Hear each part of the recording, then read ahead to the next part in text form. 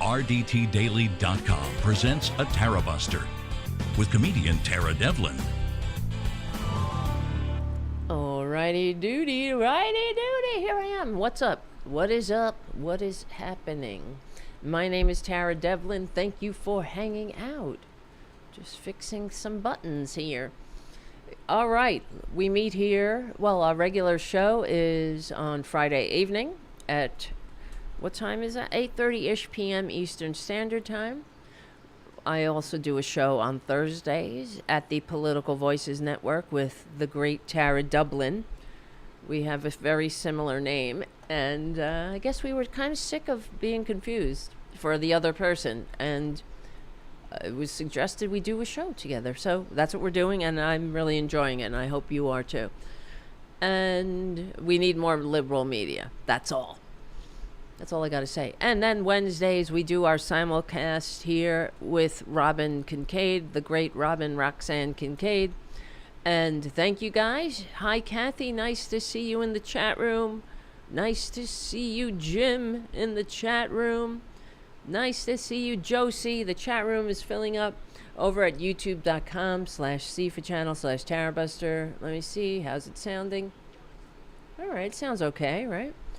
Let's call Robyn. And also, before I begin, I want to say thank you, Charlie from APS Radio News. I received your donation for the community cats. And, oh shit, it's pouring outside. You gotta just take care. Take care of yourself, kid. The cats, I know, it's hard, right? Just saying, very appreciated. And, you know, no stress. All right, my friend. You're good. Hopefully you're doing okay, everybody. What else? Thank you, patrons. Patreon.com/Tara Devlin. Check it out. Become a patron. Keep the show going and growing. This is the liberal media. You're looking at it. I mean, come on, people. $2 a month? What the hell? Just, that's all I'm asking. Or more, if you can afford it. That's all. Is that too much to ask? All right. I'm not. That's enough for the e-begging. Let's call Robyn so we can get the party started. Robyn. Wait, which one am I calling? I forget. Shit. Wait, which one? I forget. Just two numbers. I might have to go over. Well, when I get Robyn on here, I'll have to go over and shut the window. It's not coming in yet, but it's pouring. It's effing pouring out. I like the rain. I should have moved to Ireland. Somebody said it's always raining in Ireland. I like that. I enjoy the rain. Not pouring. I like when it's a nice, I don't know, rainy day. It's in my soul. It's in my genes. All right. She's not getting back to me. I forget. I'm just going to try one. I forget. Yeah, that's why it's so green.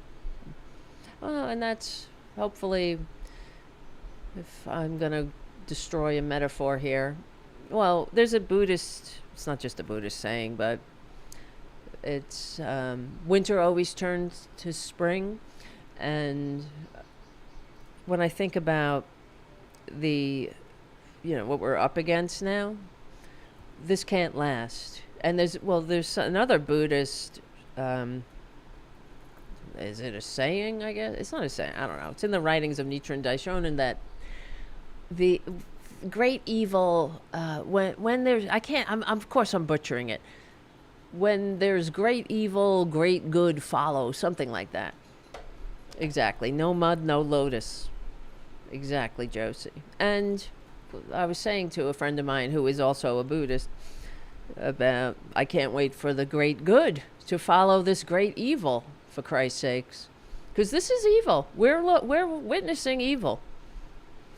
Make no mistake, people. All right, Robyn has given me the A-OK. Let's do this. Ringy dingy. Bing, bong, bong. Assault on the trans community? Anybody? Bueller? Bueller? Tara? Hello. Have you heard anything of the sort? Where are you? Wait, I don't see you, Robyn. Hold on. I'm right. I'm right here. No, I know you're there.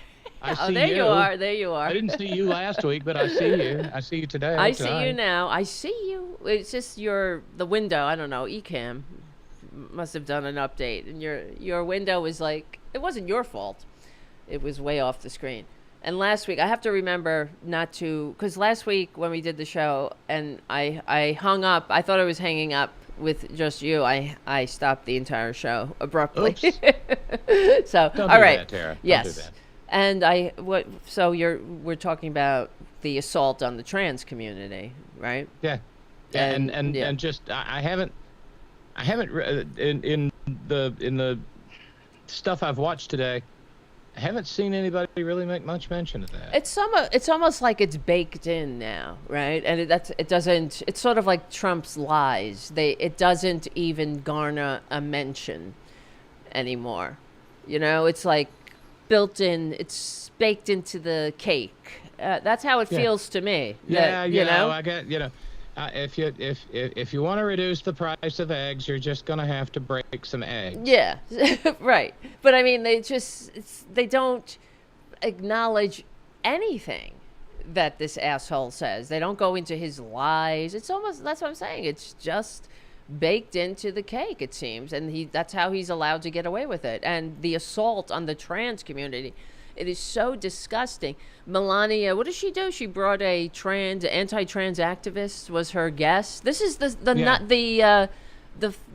fucking bitch, excuse me, that is relaunching her Be Best non-bullying campaign. Be best, blah.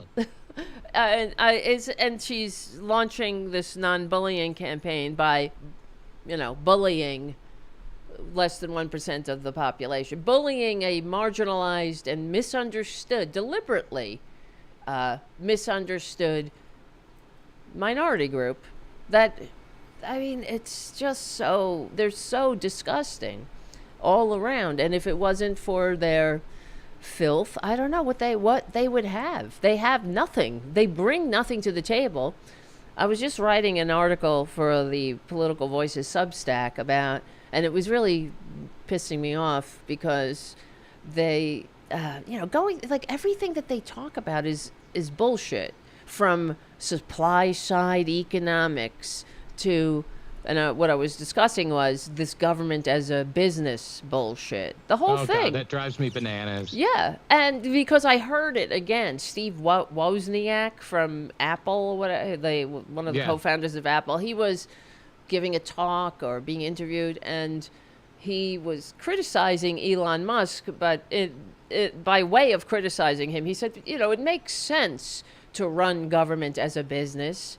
And after I finished banging my head against the wall, I wrote an article about it. Took a couple of minutes. Yeah, because no, it does not make sense to run government as a business. And what we get when people think that, and we're witnessing it. Project 2025 is, the fascist blueprint for running government as a business. Fuck them, fuck everybody. The profit is the only American value. There's no public services. There's no general welfare. You're on your own, booby. If you don't make a profit. It demonstrates such a fundamental lack of understanding of the concept of governance whatsoever. Exactly. And it elevates CEOs to the pinnacle of human existence. Yes. Oh, right? Absolutely. That we should all aspire to be a CEO. Right. However they came about their mother, whether they got it the old-fashioned way by inheriting it, or they came up with some scam to separate. Behind every great fortune is a great crime. Right. They came up with some scam to separate people from their money. All that matters is you made buku bucks. And going on about the government as a business, this is the attacks on minority groups is a byproduct of that too, because they have to do something when they're doing nothing, and the something is divisive distractions. And we've seen this movie before. Yes.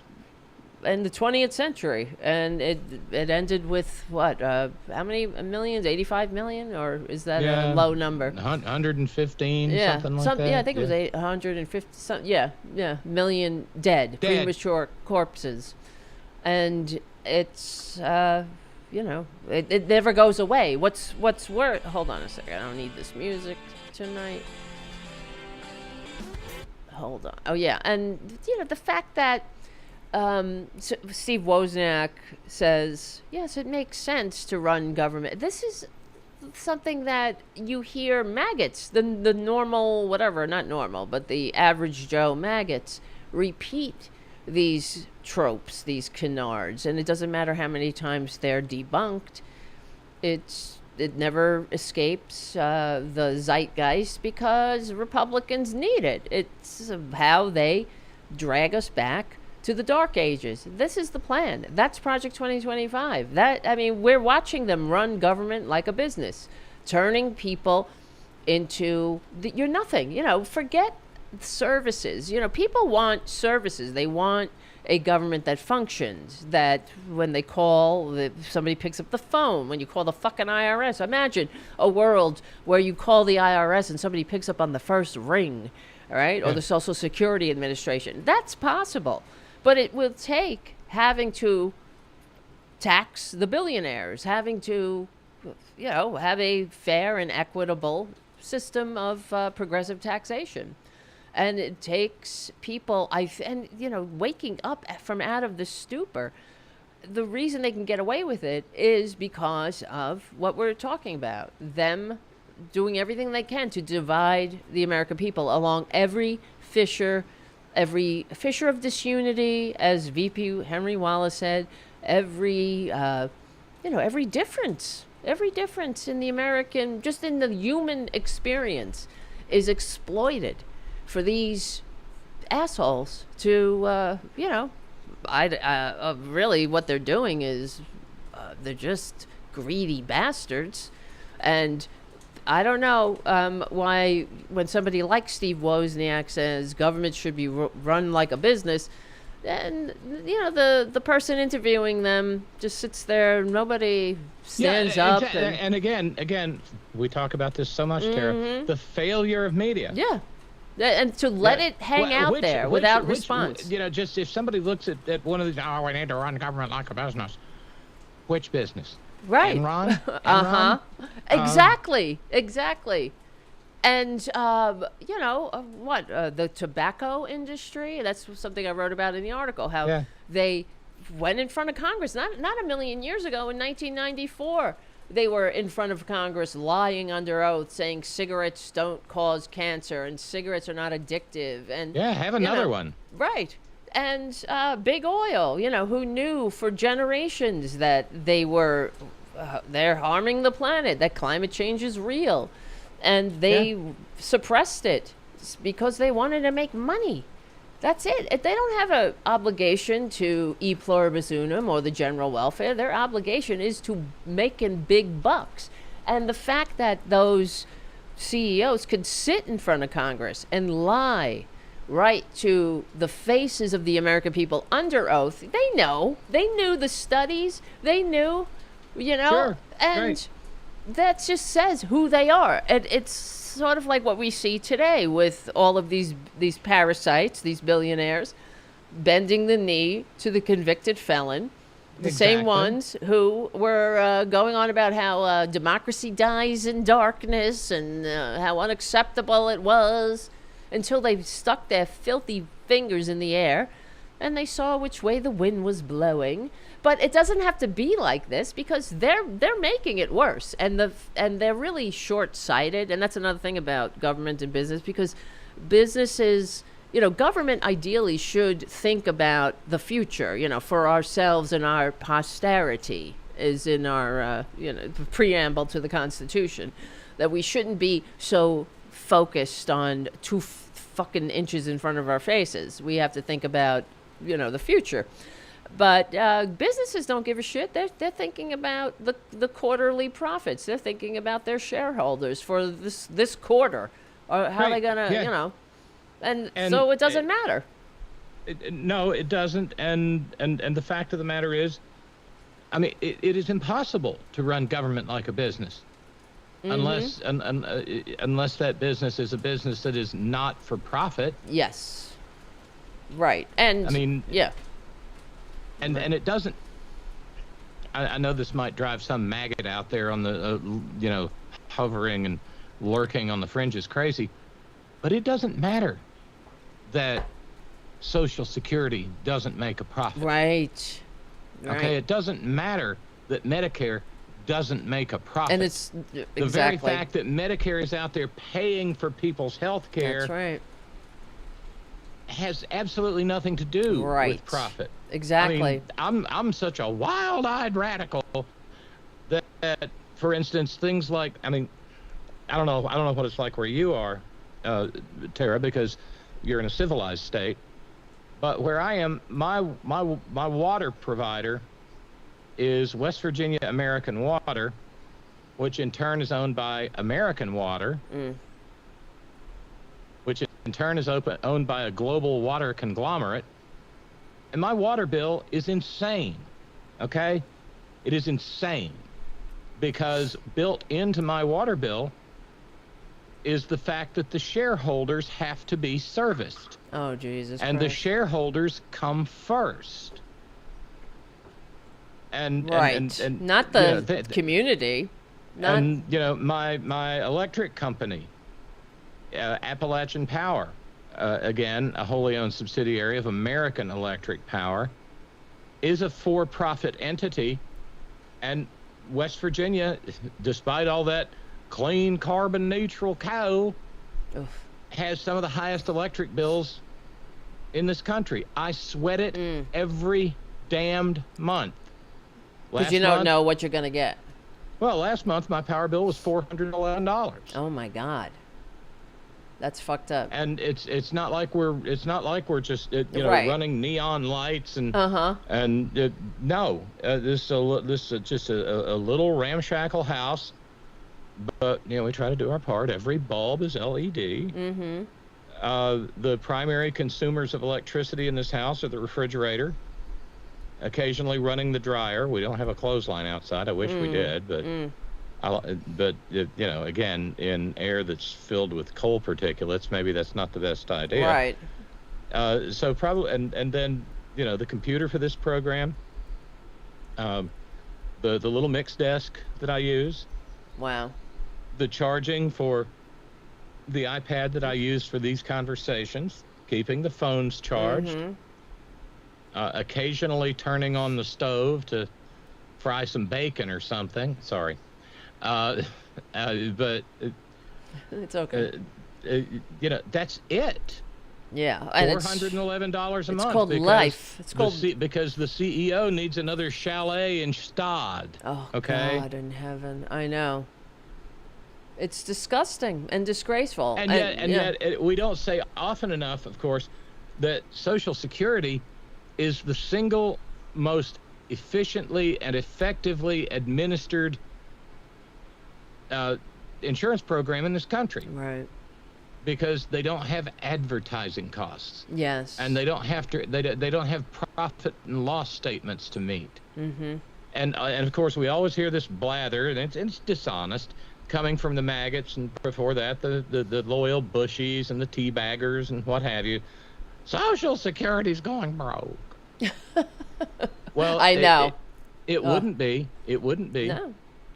If we lifted the cap and that's right, taxed people appropriately. Yes, and that's what Bernie talks about. We're trillions of dollars in debt. So he's going to pass. He wants to sign a permanent trillionaire tax cut.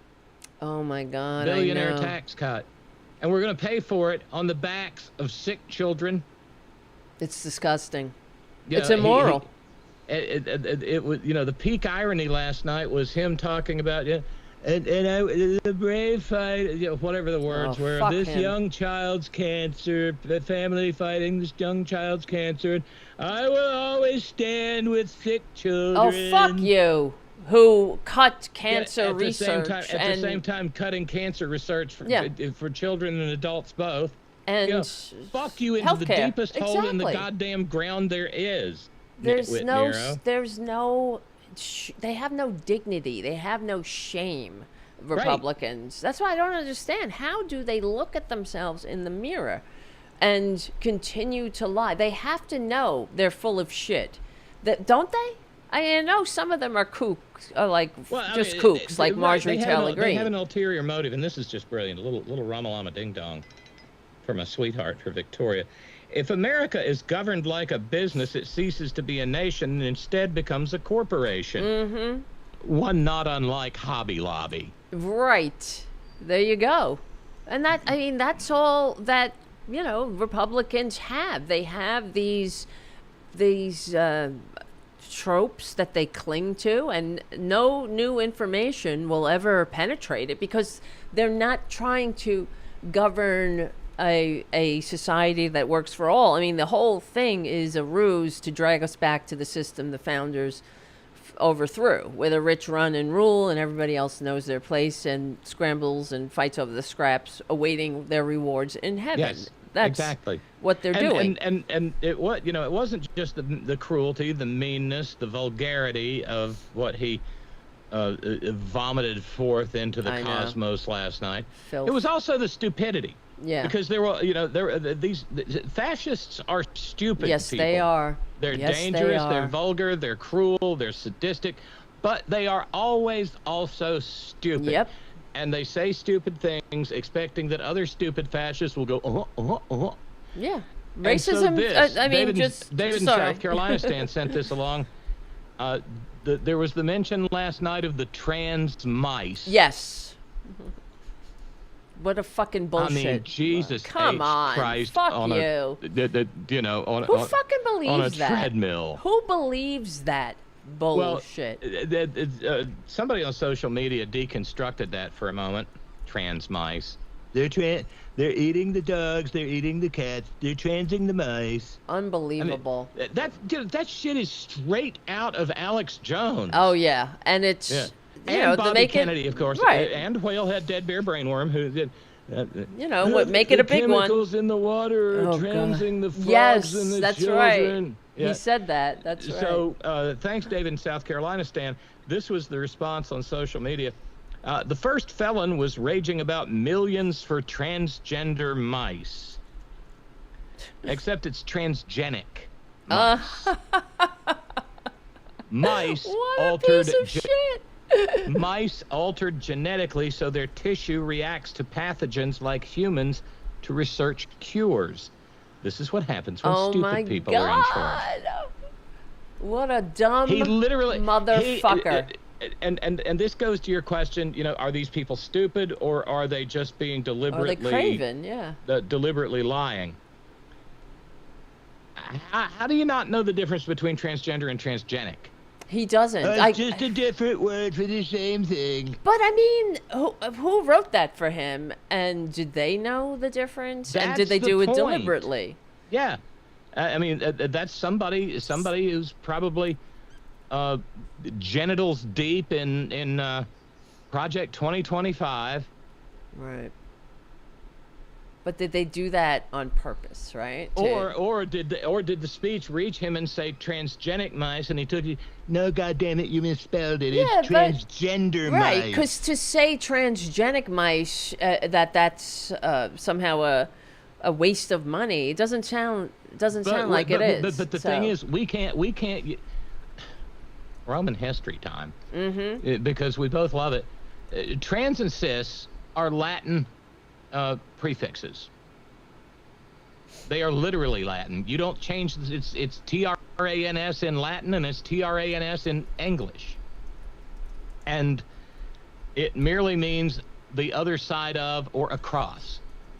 But now, I mean, and for some of us, it's kind of a little giggle. Transportation. I mean, Hey, what about what about that little dweeb from what was it? MTV's The Real World. Our yeah. Secretary of Transportation. That fucking piece of shit. Oh my god. Yeah. What? Sean Duffy. Transportation. I mean, what does that mean now? Can we even use that word? Yeah, that's true. Probably not. Yeah, and so there are those researchers there in those laboratories, and I guess there's trans girl mice out there running on the treadmill in a cute little cocktail frock, and the trans boy mice out there with hairier than usual chests and beards and saying, "Hey buddy, hey buddy, you got $1?"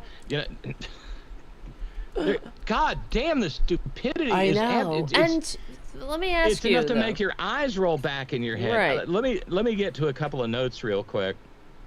Matt in San Francisco said, even if you did believe government should be run like a business, the last person you would want running it would be Trump. Yeah, because you run it into the ground. Your business is going to go bankrupt. That's right. Trump casinos, really? Yeah, Trump steaks, Trump University. Yeah. Meat through the mail. Exactly. Right? Yeah. Jude said, I could only manage to watch for about 15 minutes. I did so because I too felt the call to be present to such a moment on a vastly different level was when I was called to watch when George Floyd was murdered at the hands of a police officer. The entire night, I tossed and turned in a struggle. I get it. And, I mean, I do sort of feel bad for not having watched it. I didn't watch it myself either. I just couldn't take it. That whole witness to history thing. I couldn't. But I know. And I'm not pogo sticking up onto the cross here, but I'm doing everything in my power to sort of manage my serenity, if you know what I mean. Yeah. That's it. I don't need to be going into what I'm going into on Tuesday, just in a state of histrionic, vibrating terror. Mm-hmm. It's kind of like don't drop acid when you're in a bad mood. Don't go into I had a bad trip once. It was bad. Don't go under general anesthesia for 10 hours. When you're on the verge of right. And Christopher in Oregon said, "Government run like the cigarette companies." Oh, come on, ladies. Why not? The tender-hearted folks on Tobacco Road were always so tremendously generous. Yeah, right. For a mere 100,000 Marlboro bucks, you too could be buried in the exact replica casket of the very Marlboro man himself. Yeah, who died of cancer. And Christopher says, "Hi, Tara." Oh, hi. Hello, my friend. You are loved, and I hope me? I hope you. Yes, you. Oh. I hope you know that. I do.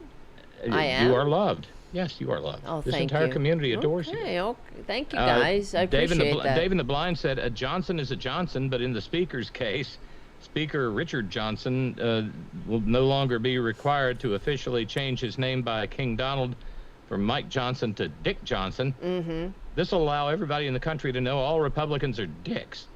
My advice politically, castrate all of them. That's right. Cut them off at the pass or any other body part they want to expose. This is not an advocacy to violence. The only good fascist is the one who dies. We like the good fascist.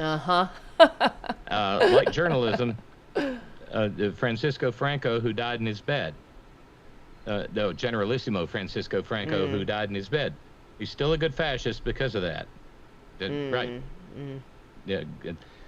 Adolf Hitler is still a good fascist. That's true. From Cynthia in the Bay Area, run the government like a payday loan shark. There we are. Yep. And she asked, what company and CEO do you want to die for?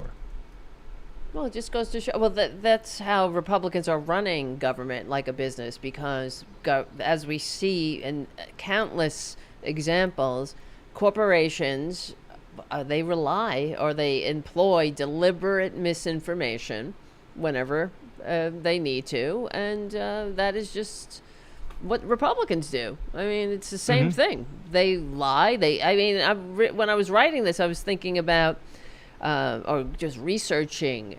For example, with the tobacco industry, they released all the different corporations in the tobacco industry released a joint statement called a frank statement, and they posted it as a letter to the public, but where they questioned the science of whether cancer is related to the consumption of tobacco or smoking. And they cast doubt. They hire, the same thing that they always do. The shills. They hired shills. They hired fake doctors to run fake studies. And, sent them to little island getaways and the like. Sure. Yeah, which goes to show you, it's like, that's why you don't want to run government as a business, because... Yeah, and or let's run government like an oil company and run a tanker, aground and have massive... But that's the other thing, since we're talking about the cigarette companies, it is shocking to me the parallels between big oil and big tobacco. Yes. Because where big tobacco was hiding and lying about the evidence of the carcinogenic nature of smoking. Mm-hmm. Well, for roughly the same period of time, big oil has been doing the same. Yes. About climate change. Big oil discovered climate change. Yes. They knew it for decades before, And so, let's run government like Exxon. Exactly. Without any scruples. Yeah, and no obligation to the general welfare of the people, just profit of a few, which really is the system the founders overthrew, where everyone worked for the Lord and the King, and that was it. Don't expect any government to do shit for you. If you fall on hard times, if you get sick, you need help or whatever, go to the church. And everyone else, there's no social safety net. There's no health care. There's nothing. Maybe you find a benevolent lord that might feel bad and I don't know, buy you a pair of eyeglasses or something, or whatever. Send a doctor over if you're lucky enough to know, to have a lord. Take a chicken to the doctor. Yeah, exactly. Yeah. I mean, that's what they're trying to do. And what Elon Musk is up to is exactly that. And for them to go on about unelected bureaucrats, that whole thing, the way that they it's like upside down world, where they attack the bureaucracy as unelected bureaucrats, as if the bureaucracy is anti-democratic, small d democratic. They're just so tiresome, because it's the same trope over and over again. Unelected black robe judges, unelected faceless bureaucrats. Exactly. So the bureaucrat is unelected and faceless. Whenever you don't submit to the dear leader's will. We can't even run a clean election. You want to have to elect the Social Security Administrator? Exactly. Really? And it's that's going to be great. And the whole thing is that the unelected bureaucrats, they take an oath to the Constitution. Yes. They take an oath to serve the public good. And I would imagine many of them believe in that, in their mission statement. Well, look at the Social Security Administrator who stepped down and quit instead of handing over the keys to Leon Scum. Right, that's right, and that's what it's what has to happen. Yes. And just going back for a second, I was talking about the electric bill, and Gino says, holy crapola, our electric bill last month was $75, and that includes plugging in the Tesla. Yes, I'm embarrassed, but we've had it for 5 years now and then. But we have, it's like that bumper sticker. We bought this before we knew what an asshole he was. But we have city-owned power, not profit-driven power, and that's all the difference in the world. Mm-hmm. But in West Virginia, people like me exist to prop up CEOs and shareholders of coal companies. Yep. Because that's our economy, even though it isn't. Yes. Okay? And okay. Now, this has been going back years and generations. This is what Republicans have done to us. Because I think about years ago, remember there was a big blackout. I can't remember what year in New York City. And it was like 2000, whatever, 6 or something like that. The giant blackout. And the reason there was a blackout was because I remember at the time researching it, and it's something that had happened in Toronto, or I don't know, whatever. We were getting because we do get our some of our electricity in there, but there was the fact is that Republicans passed a bill, if I'm remembering this correctly at the time, that said that because there used to be that you had to, that the public, the power company had to spend a certain amount of money on maintenance, on maintaining the wires, on maintaining the infrastructure. Yes. And Republicans did away with that. So what happened was, and I noticed this in general in New York, how the power got worse, where we would have blackouts, where, you know, in the hot day, everything would go out. You'd be in a blackout or a brownout. But that's because, they couldn't handle, the system couldn't handle what the amount of energy that was being required or demanded, because Republicans had made it so they didn't have to, so the corporations were not required to go and do maintenance on the wires as a process of business. Well, they had to do it after the fact. Yeah, they had to. Only what happens is that it makes everything worse. So it'll make a blackout a catastrophe. It'll make, something that could be handled as it's sort of like going to the doctor, before you're fucking, got a tumor the size of a grapefruit, it's like that kind of thing. And the Republicans do this to us all the time. That was Pappy Bush, I remember, that passed this. So this is like going back forever, where everywhere we look, Republicans, they think small. They only care about the bottom line of a few, not the whole community, not the general wealth. I mean, government is there to serve us, right? Right. And for the most part, Republican ideas of business are such that their model is that it requires government subsidy, and also government interference to the extent that the business model won't work unless you treat human beings like shit. That's it. Yeah. I mean, I guess we've forgotten some of the stuff we were talking about in the early part of this century, how in Denmark. In Denmark, you can actually work at McDonald's. Yes. And live. And have a livable wage and a nice apartment and a decent quality of life and health care, but not in America, because according to the Milton Friedman dead economic hand on our throats, workers must always be kept in a state of complete fear, economic insecurity. Yeah. Yes, exactly. And so it's. That's right. There's a better way. I mean, and most of the so-called developed world is living that better way. That's right. And that's why when I was writing this article, it's not published yet, it'll be up later, but it really broke my heart, I have to say, because we can do so much better. And society, when we've had glimpses of government promoting the general welfare, people like it. It works. It does lift people out of poverty. It educates people. It makes a better society. Even within the rubric of their own stupidity. I don't like that Obamacare, but I sure do like my Affordable Care Act. That's right. That's right.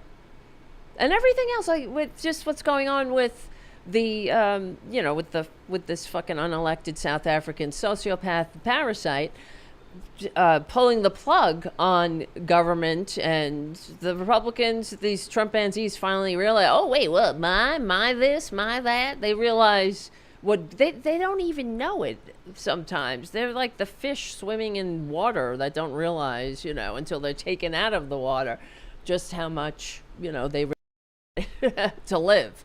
Yeah. But they don't, this is the thing that really irritates me, why Democrats don't promote themselves. It's so fucked up. But the fact is they need to know, because these people, they don't even have the manners, the maturity, the decency to say thank you. They're going, oh, Democrats. They, like, even, for example, thinking in the article I'm writing, I mean, this is what's on my mind, the Tennessee Valley Authority, right? So I grew government, up in it, Tara. right. Government it's not just about the profit motive, right? So if we left your state, Tennessee, other, what was it, 7, Kentucky, Tennessee, Georgia, Georgia, Mississippi, North Carolina, Virginia, Alabama. If not for the TVA, the maggots would literally be sitting in the dark rather than just figuratively. I grew up with that history, and I know what, it's an area of Alabama called the Shoals. Before the Tennessee River was dammed, in that area, it was a massive, long stretch of just brutal whitewater. The river flooded constantly. Yellow fever and malaria were rampant. And people, this is not a joke, literally ate dirt. Okay? And that was the laissez-faire, pure the free market capitalism of the day. Right. And there are photographs of FDR going down Court Street in Florence, Alabama, in the early 1930s. He's in an open-topped car. There's a parade.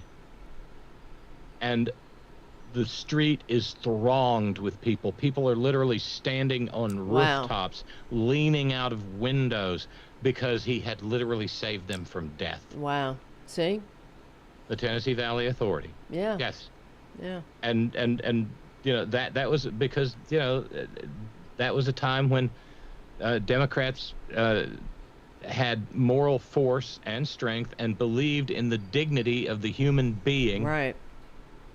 And they would, I would imagine that they took credit for the things that they were doing. Like, and I know, for example, FDR never missed an opportunity to remind the American people who had brought them the Republican Great Depression, right? He never, he made jokes about it. He put it in speeches by way of conversation, right? So, and he hammered them so hard and so successfully that, for a few years there during his presidency, the Republicans could practically hold their convention in a phone booth. Yeah, right. I mean, that, because he reminded, exactly. You only get progress in this country when there are no goddamned Republicans there aren't enough to cause any problems. It's so true. Then you can fix shit. It's so true. You're 100% correct, and that's why I think about with the TVA and also the internet itself, that the irony of Republicans, railing on the internet. The internet was created through government research and development, right? First it was DARPANet, and then, expanded, of course, to what we know today, right? But it wouldn't have come about. Maybe it would have, I don't know, but, it started, that's where it started, right? Government research and development. But as far, and the Tennessee Valley Authority, these people would, like I said, still be living in the dark, not just literally, but they would literally be living in the dark. Well, when I was growing up there was a TVA facility called the International Fertilizer Development Center. Because before the TVA, there had been a war materials munitions plant there that was based on making explosives out of ammonium nitrate, fertilizer. Yeah. It can be fertilizer, or it can be the bomb that took down the Alfred P. Murrah Federal Building in 1995. And the International Fertilizer Development Center brought people from the world over, and we taught the world how to maximize its crop yields. And that little place there Right. stopped starvation in countless countries, and brought to that little corner of Alabama people from, well, let's see, my best friend's parents were from Vermont. Another friend's parents were from Wisconsin. There were every ethnicity, every nationality, and that was the cultural milieu in which I grew up, which inured to the benefit of that little area, and that's and it boomed with the cheap electricity that came through from the hydroelectric power generation from the rivers, from the Tennessee River. And it proved that government worked. Yeah. That government that was dedicated to the proposition of lifting people up worked. Right. There's a song that one of my favorite artists, Jason Isbell, who also grew up down there, wrote about the TVA, which is just how he existed because his granddaddy was able to get a job, or his great granddaddy was able to get a job building the dam. Wow. Building the dam. Yeah. Right. Wow. And I need to interrupt and just for a moment, because we're into the third hour of the program. I realize I started late. I'm sorry. But the fundraising goal is at $545, and I just want to take a moment, if I could, Tara. Sure. And explain what's coming, with this trip of mine. This is my last chance to get it done. Yes. Because any future date will be compromised by the kind of hate that we heard last night. I'm going to be down there. Victoria's going to take care of me, and I will need care, especially for the first week or so. I won't be on air that first week.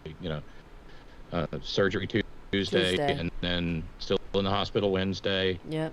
And I will not be able to speak for several days, and I'll have to just play it by ear as to when I can. Wow. But even in a cheap no-tell motel, I use Choice Hotels, unpaid product placement, because points, and it's generally the less expensive of the. It's going to run about $1,300 a week, and with me off the air for God only knows how long, that's going to be really, really rough. So, and I'm trying to get all the bills paid here before we leave, so at least I don't have that monkey on my back.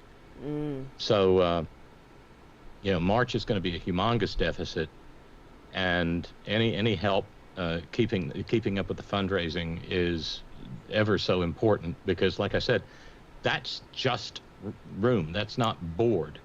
That's not travel expenses. That's not gas down and gas back.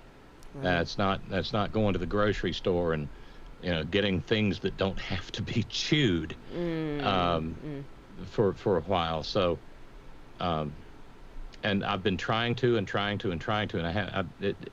every minute has just had a demand on it. But I will be getting a GoFundMe up. Okay. And if anybody wants to help out, I think I'm going to put the goal on it at like 5,000. Yeah. Just so that we can get this done, stay alive, and get back home, and get back to the ordinary business of raising hell and calling out this fascist bag. Well, he's a blivet. He's 5 pounds. He's 10 pounds of shit in a 5-pound onion bag. It's unbelievable. Yeah. And just because we need a giggle here and there. Stephen King, who recently got thrown off of Twitter. I don't know if you knew this. Yeah, no. Stephen King, who had millions of followers, got thrown off of Twitter by Leon Scum. Elon Musk, oh my God. Because he referred to Leon Scum as the First Lady. Leon has deep and abiding gender issues. Wow, that's the truth. You hit close to the mark there, huh? Yeah, it did. And of course, again, no shade on IVF, but there's a rumor out there that, only one of his children were produced by human coitus. Right. It doesn't, yeah. But there's a rumor out there that he went, because he's a deeply insecure little man, he went and had penis enlarging surgery and got botched.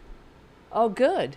And so how do you know this? I just pay attention to some really seedy corners of the internet. I gotta find this. Yeah. but that's Penis and so, enlargements. Oh my God! What a horrible person. What a small, tiny, and I don't mean his dick.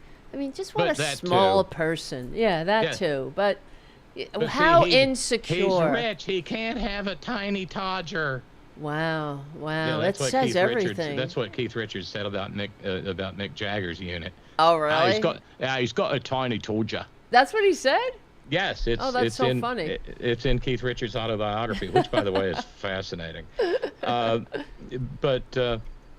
Yeah, that's why he keeps having these in vitro fertilization babies with all of these different women, because he 'Cause he can't wants make the to- thicky thick. Well, he wants everybody to think he's very fertile Virile and and masculine. yes. And the other part of it is because he keeps hooking up with women who turn around and run off with trans girls. Right. Did it happen again? Well, I mean, you know, his one wife ran off with one of the Wachowski sisters. Oh, get the hell out of here. No way. Yeah. And then Yeah. Chelsea. And then Grimes ran off with Chelsea Manning. That's amazing. I mean, it Fuck him. and yeah, but so Stephen King, I rather strayed from my brief wow. here.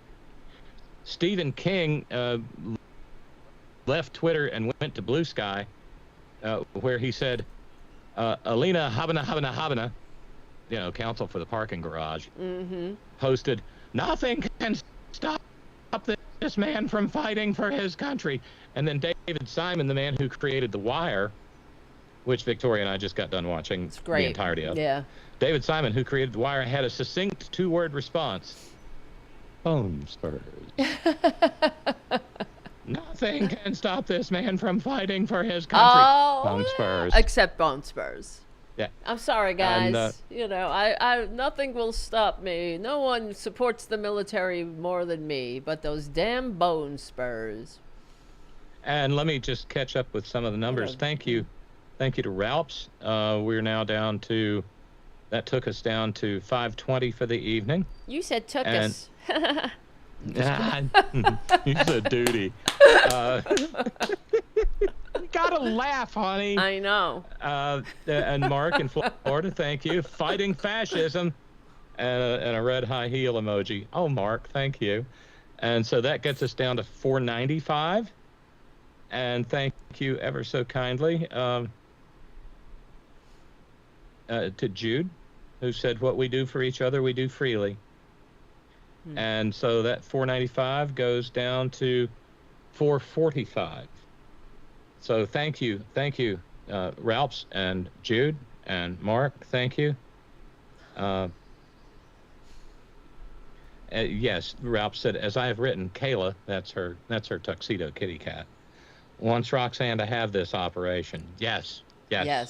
Thank you. Thank you. And yes. yeah, because I mean, it's going to be a humongous relief Yeah. to just be done. This It'll be is the great. last one. I can't wait. Yeah. It's going to be awesome. And yeah, I'm jealous. I want a facelift. there. What? Oh, this is so much more than that. This is a face I know. off. This is I know. a face off. But you are one Face of the few off. people who will receive photos of me looking like I've been in a bar brawl. Yeah, that's what I want on Tuesday. What who time is is it? your operation? It's in the morning, I would imagine, right? Yeah, I'll show up at Sparrow's Fart on Tuesday morning and go from there. I should be. And it's how long? 10 hours. Shit. Fuck. But I won't even know. Yeah, you'll just be out. I mean, I was a little nervous about the first one, but honestly, this may sound crazy, but it kind of that kind of put my mind at ease, because I was unaware of the passage of time. I was unaware of anything. There was Yeah. no brain function. Right. It's probably what it's like being dead. That's you know And what? I've said the and same thing when I woke up from surgery. Yeah, and it's like I'm okay. I'm okay with that. Yeah. You know, like birth and death together are similar insofar as it's hard being born, and sometimes, and all too often, it is really, really hard dying. But once you're dead, Right. that's it. Yeah. Well, somebody once asked the great actor, maybe John Barrymore, how hard is it to die on stage, and he said, "Dying is easy, comedy is hard." That's true. No, it's but you are one of the few people who will receive. I'll send you a photo of me all beaten up and bruised up. And I forget who I was talking to, and they said, "Just tell them you're like that because you were out punching Nazis." Wow. No, I just wonder, when your face is done, is your iPhone gonna recognize your face? Probably. I already have enough trouble with my iPhone because, you can set it up to recognize different aspects of your face, but Your eyes, then, right? Because they don't really change. If it recognizes me without makeup, it doesn't recognize me with. If it no recognizes way, me really? with makeup, it doesn't recognize me without. Oh, geez. So most of the time, I'm putting in the 6-digit code. Mm-hmm. But I'm going to have a cone of shame and everything. Really? A cone? Oh, yeah. What do you I'm mean kidding, cone? but no. Ray has one. I will actually be a cone head. You're a cone. Maybe I'll get to use the senso rings. Man, that's a deep throwback to the cone heads on Saturday Night Live. Yeah. Okay. But yeah, I'll have a big bandage on my head. Oh boy.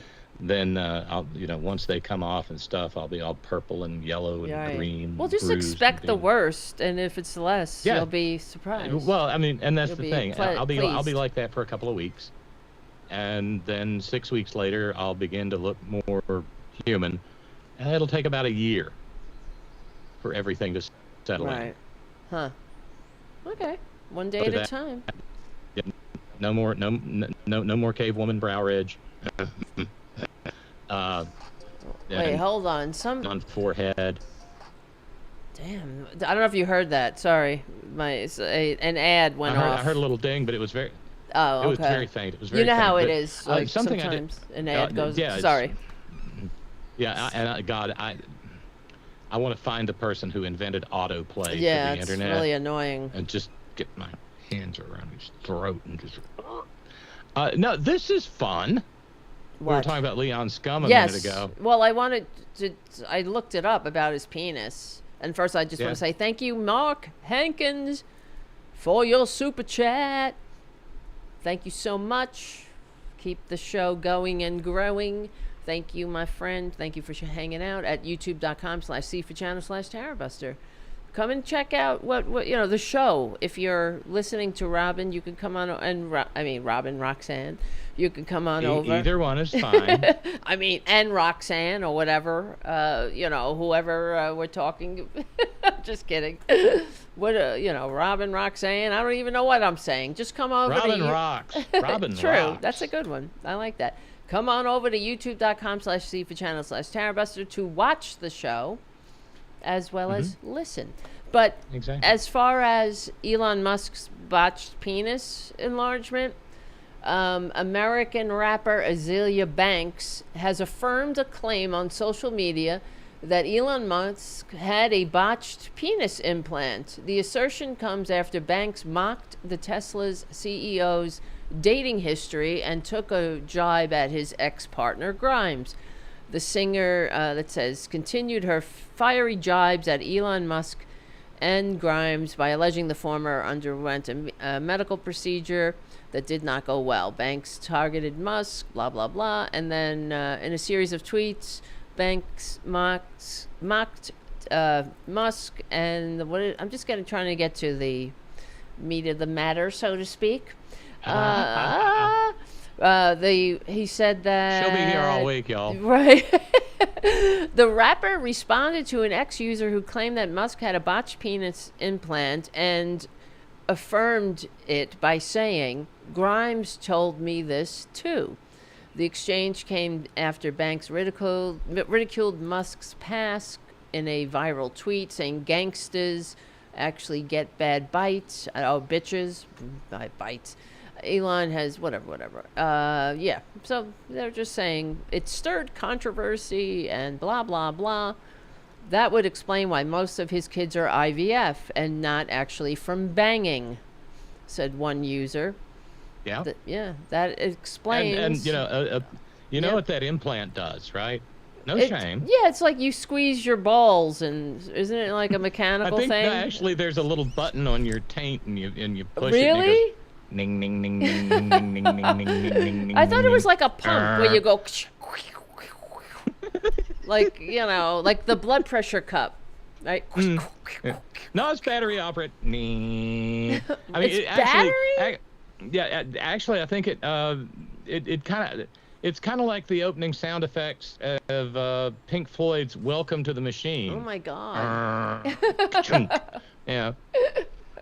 And so he's deeply insecure. Oh my God. It really is so pathetic. What a pathetic person he is. And it's like, get some therapy. What does it matter? Who cares? Insecurities make people mean. Yeah. That's true. But he's got an AI chatbot over at that toxic platform he owns. Ugh. And lo and behold, the AI chatbot, Leon Scum's own AI chatbot, Grok, he stole that name from Robert A. Heinlein. I doubt it. I'm sure he's not paying royalties to the Heinlein estate for Grok. Grok is a concept that appears in Stranger in a Strange Land, one of my favorite science fiction novels. And the Grok chatbot estimated a 75 to 85% likelihood that Nitwit Nero is a compromised Russian asset. Well, hello. Yeah, he is. 75 to 85% likely. Of course, I wrote another thing about that, and I said that's what I wrote. Trump is a Russian asset. There's no doubt. There's absolutely no doubt. Everything that he let me get this article up, because I had a whole list of. I mean, it's like stunning, not like stunning. It is stunning. And in posing the query to Grok, the question was, and it came from a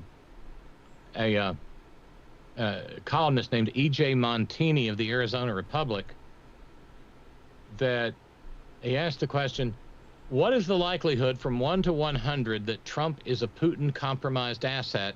Use all publicly available information from 1980 on and his failure to ever say anything negative about Putin, but has no issue attacking allies. Now, this is Leon Scum's genius AI chatbot. Wow. It responded throughout the 1990s and 2000s, as Trump faced bankruptcies, he increasingly relied on funding from sources tied to Russia and former Soviet states. That's it. His sons, Donald Jr. and Eric, made statements reinforcing this. Donald Jr. in 2008 said, Russians make up a pretty disproportionate cross-section of a lot of our assets. And Eric in 2014 claimed, we have all the funding we need out of Russia. And the chatbot finally said, I estimate a 75 to 85% likelihood. 75? Wow. Trump is a Putin-compromised asset leaning toward the higher end due to the consistency of his behavior and the depth of historical ties. Wow. He is. There's no doubt. Everything he does is benefits Russia. It doesn't make sense unless you look at it through that lens. You're like, why would he do that? Why? Because he's a Russian asset. What Putin wants, Putin gets. For whatever, I don't know what they have, whatever transactional relationship it is, whether it's just Trump pining for Putin's friendship, who knows? Because in 2013 or 10, I can't remember, he wrote on Twitter, can Putin be my best friend? Just not, not unsolicited, little whiny, needy bitch post on social media. And clearly Trump doesn't know or doesn't understand that nobody likes a needy bitch. That's really desperate. Right. It's not attractive to be a needy bitch. When you're, can Putin be my best friend? Do you think that the old KGB colonel would let that go, would let that opportunity go? They know what a an easily manipulated tool he is. They know that. Yes. He is so easily manipulated. It takes nothing but flattery and promises of another tacky hotel in Moscow. And God knows what else. Really. Yeah. For real. He is a Russian asset. No doubt. Absolutely no doubt. Hold on. Which leads to the question: what is America what's going to happen when it all finally comes out and there's no question left? Is it going to be 1945 in Berlin, where it's like, Adolf who? Uh-huh. Oh, no. I never supported them. No, right. That's not. yeah. We're going to get there. Like Lindsey Graham. How fucking dare you? I mean, it's so disgraceful for him when, when they ganged up on Zelensky. I've never been so proud of my president. I've never been so proud of J.D. Vance. God, what is his, it's like, God, you pathetic attempt at a human being. What does his toe jam taste like? Right. What is it with him?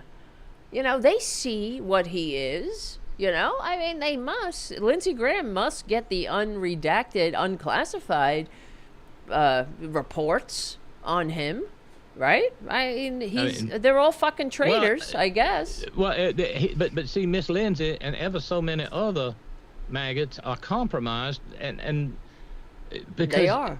Tara, it gets so easy to be overwhelmed, but there are some things we must fundamentally remember. Back when Mother Russia hacked the DNC and the RNC, I'm a rememberer of history. Mm-hmm. Yep. Right. WikiLeaks released the DNC material. Yes. But they did not release the RNC material, which probably had which I feel 99.9% certain had compromise on people like Lindsay. Oh yeah, must have. And Lil Marco. Right. True. Trump himself. Yep. On and on and on, because they had been corrupted by Russian money. The fundamental avenues of compromise are sex, drugs, and money. Right. So Lindsey Graham is gay. It's an open secret. They've probably got video of Miss Lindsay. Yeah, with a young boy. Yeah, very young. Uh-huh. Mm-hmm. And of course the money, we never forget Marina Butina. Oh yes, that's She's right. back in Mother Russia now. Uh-huh. But she was instrumental in the capture of the NRA, right. which was perfectly happy to be captured by Russia. Yep. That's why I refer to it as the National Ruble Association. Uh-huh. That's right. Yep. And everybody who ever took a dime from the NRA is also compromised by Russian money. Yeah, and she was welcomed back as a hero when she arrived in Moscow. She was greeted with a hero's welcome because she's a spy. And as far as Russia, here's some of the things that Trump has done since regaining office with the fifth smallest margin of victory since 1900. So he doesn't have a mandate to do anything that he's fucking doing. That's just an aside. Anyway, he on her first day in office, Attorney General Pam Bondi disbanded the Foreign Influence Task Force. Yes. Which was responsible for investigating foreign interference in U.S. elections. They disbanded it, along with halting the enforcement of the Foreign Agents Registration Act, effectively removing the safeguards against foreign meddling that could expose Trump's political allies, like Paul Manafort, right? For all, and plus, that's the other thing, Russia hoax, he's going on about this in the Oval Office. It is not a hoax. It's repeatedly, of course, this is why the corporate media is so fucking delinquent, because they will play him going on and on about the Russia hoax, and they have an obligation to go, it's not a hoax. Russian interfered. The Mueller report confirmed that Russia interfered in the 2016 election with sweeping and systemic campaign influence, and they were also given targeting micro data to target to focus their ads on different communities by Paul Manafort. He gave them and then there's the Oval Office meeting with Sergei Lavrov. Right. That just happened, and that caused, among other foreign countries, the Israelis to have an absolute shit hemorrhage. Well, he just gave out. And then there's the info. timing of that. The timing of that, Tara, curiously lines up what we know now after October the 7th, 2023. We know that Bibi Netanyahu's government had Hamas's plan in 2016. That's right. And in 2017, you had that absolute horror show meeting in the Oval Office. Yes. And as I've said a million times, if I've said it once,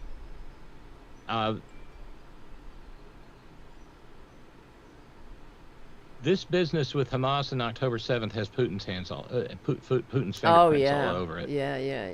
And so I think he was able to leverage it with that intel that he had in hand that Nitwit Nero gave Sergei Lavrov in the White House. That's right. Wow. Because if you recall, immediately after October 7th, who was the first country heard from? Iran. Hey, we didn't have anything to do with this. Right. Yes. Just like in the immediate aftermath of 9/11, Iran again spoke up and said, y'all, we don't like you. Well, we didn't do this. Right. And why would they not take credit if they did it? Yeah. Yeah, and of course, our partners in peace, the noble, majestic, high, gracious royal family of Ibn Saud, they were up to their caterpillar eyebrows in 9/11. Yep. And what was the cui bono part of October 7th, 2023 was the fact that Israel and Saudi Arabia were on the verge of normalizing diplomatic relations, which would inure to the, which would be deleterious to the foreign policy positions of Vladimir Putin. Right. Because he has to have constant chaos. That's right. And of course, he was Syria's best buddy. And if Israel and Saudi Arabia reached an accord, then that made his life harder, propping up Bashar al-Assad. Right. And there are so many dots you connect. You can connect all over the place. The Miss Universe pageant. Yeah. When he was perving on young women getting dressed, changing out of evening gowns into swimsuits and the like. You just walk into the... I know, it's nauseating, and I apologize. Fucking disgusting. Yeah. Well, I mean, the Senate had their own report, and it was Republicans, not just Democrats, that they concluded, and this is a published report. It's available to the public, that Trump had that Trump associates in his campaign, that Russian assets and Russian intelligence operatives had regular contact with people in the Trump campaign. That's in the Mueller report, not the Mueller report, that's in the Senate report. So they said in the report that Russia interfered with our elections to help Donald Trump. So it's not a hoax. It's it's the truth. And the corporate media, of course, is delinquent for allowing the lie to just lay there in the floor unchallenged at all. But that's what we're talking about, how it's the fire hose of lies, and it's almost as if they have this learned helplessness where it's, it's built into the cake. We accept these lies. And if you don't challenge them, that's why the Democrats get on my nerves, because they have, it's sort of like what we were talking about, FDR taking taking credit for the policies that he passed. Why wouldn't you? Why? Why wouldn't you? And why wouldn't you point the fingers at the people, like at the Republicans who left everybody on the bread lines and did nothing? Why wouldn't you? If today's Democrats wouldn't do that, it seems like. They're too busy trying to rehab the Republican brand. It almost seems like they have a vested interest in it, or more vested interest than the Republicans themselves. And, constantly giving credit to, this is bipartisan. It doesn't matter if like one fucking Republican votes for when Biden was in office, because why every single the initiative or project that came from the infrastructure bill, or the whatever the other one was, the Chips and Science Act and whatnot, should have had Biden's name all over it, or the Democrats' name all over it. They should have brought to you by the Democrats, brought to you by the by President Biden, whatever the hell, and point out, in opposition to, your own representative voted against it, because they all voted against it, but then they all took credit for the ribbon cutting or whatnot. Right. I mean, I remember when Moscow Mitch McConnell showed up for a bridge dedication ceremony. That's right. That he had opposed. Exactly. And then, Biden would make a joke about it or whatever. It's not good enough. You got to put up a fucking billboard, and you got to hammer it all the time. Yeah, how about pointing at the highway construction, with the Biden's pick? I did this. Yes, that's right. We remember how they pointed at, oh yes, I did this.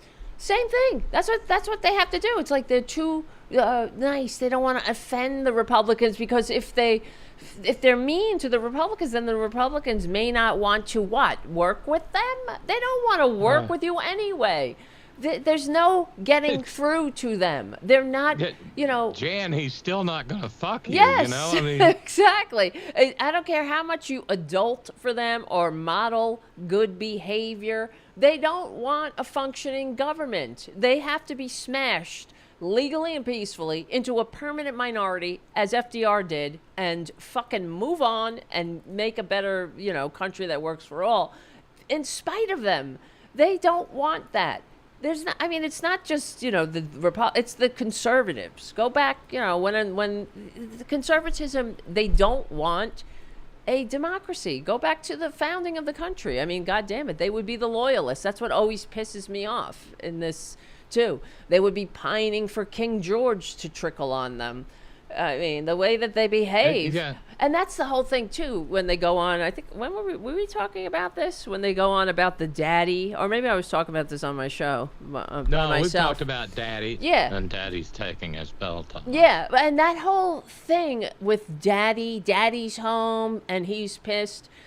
That is so, you don't need, I have a Psych 201, experience. Yeah. I had a lot of therapy. I took psychology up to Psych 201 too, so I know a little bit. But, you don't have to be a psychologist to unpack that. They don't like democracy. That's what it says. They want daddy to do it for them. And that's what the Democrats have to do. They have to turn it around. Oh, daddy's home? Well, I'm sorry. We don't need daddy. We're adults. We get to rule ourselves here. Tread on me, daddy. Right. That's what they want. But they want daddy to relieve them of the responsibilities of community, of civic life, of, making a whatever, just being adults. Being an adult requires, a commitment, a responsibility. It requires you to show up. But if you let daddy do it, it's like, just, hey, take a back seat and let daddy do whatever the fuck. But we had daddy before, and we overthrew daddy. And now we got to grow the fuck up and be our own daddy and mommy, and without, but they don't want that. They don't want that. They want daddy. They want to be ruled. Really, that's it. Then save them from the scary world. They want the big daddy energy. Right. Right. Which is so, but it's so pathetic. It's not. Of course it is. Manly. Of course it is. And let me go back to the question of sorry. You know, Uh-oh. program His took a penis? turn for the worse and went into the gutter. Back talking about it, the Leon Scums unit. Ooh. Steve from Georgia Stan wrote in and said, inflatable dong. Tara was correct. I actually saw it on the Howard Stern show. Flip Wilson had an inflatable dong, and Stern wouldn't let him off the show until he blew it up for him. Are you kidding me? Oh, my God. This model dong had a sphygmomanometer-like ball that Flip attached to his unit. On Stern's cue, Flip pumped his little buddy up until he was 10 hut. When he was finished amusing Stern's curiosity, just like the aforementioned BP cuff, it had a deflate button. It sounded like air coming out of a tire. Wow. Poor thing. True story, keeping it real, says Steven. Yeah, that's what Georgia Stan. maybe I saw that same episode because but there is another one There that's must be implanted. others, yeah. Yeah, it's implanted under the perineum, and it's got a button, and It's a button? Yeah, That's I'm not kidding. Scary. Look, my dad had one. Oh, no way. He kept it a secret from me until he died. Wait, hold on. What's going on back here? I think Buddha had a bad dream. She just woke up did you hear? She was hanging out a minute ago, and she just started moving over toward your right, and it looked like you had a cat coming out of your headphone. Well, she just, it was cute. I think she just woke up and kicked something off the shelf, but she seemed surprised to be awake, you know. She seemed to be dreaming, I guess. Me? Huh? What? Who? And you know what? Somebody wants to talk to us, Tara. Who? There's a caller on the stress line. All right. Let's find out. Yeah. Hey, welcome to the program. Hey, thanks, Robyn, and thanks, Tara. Hey, Mark. And Tara. Hey, sister. And hey there. Sister. So, you know, I listen to your show, listen to Robyn's show religiously, without religion. So, but and I listen to you a lot lately, Tara, over the last couple of years, okay. and I didn't know. I guess I missed the fact that you're a veteran. Yes. And I didn't know anything about that until you mentioned it the other night, and that explains the way that we talk.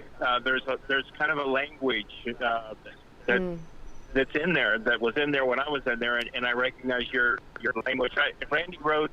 Oh, that's right. A lot of the same way we talk. Mm-hmm. Yeah, we just kind of cut to the chase, and we call bullshit out, and a lot of the things that you both say obviously make sense to me. Otherwise, I wouldn't be calling. But I just wanted to chime in on a couple observations concerning the Russians, because, you know, of course, I'm a little bit older guy, but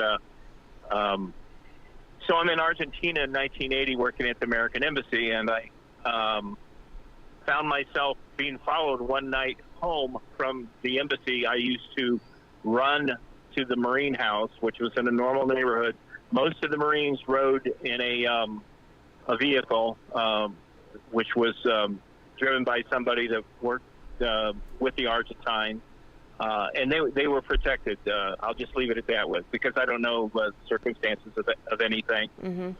But the point is, I used my legs a lot, and I had the results to show for it. But I was followed one night, and I said, this guy, at a glance, I caught him in the street lights, was he looked like Donald Sutherland, but he wasn't from Denmark. He was a Russian, and he was following me, and he was about 6. I'm 6'3".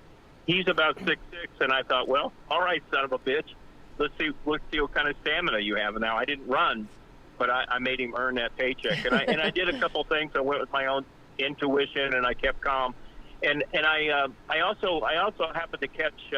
And I lost him eventually, but he was definitely a Russian. And so I wouldn't go back to the embassy and tell people there, because they think, oh, you're paranoid or whatever. But people did talk about the Russian embassy and where it was located. And some of the people that would say that had reasons to know where it was located, which we all do. We know where the British embassy is, or the Canadians, or whoever's what. But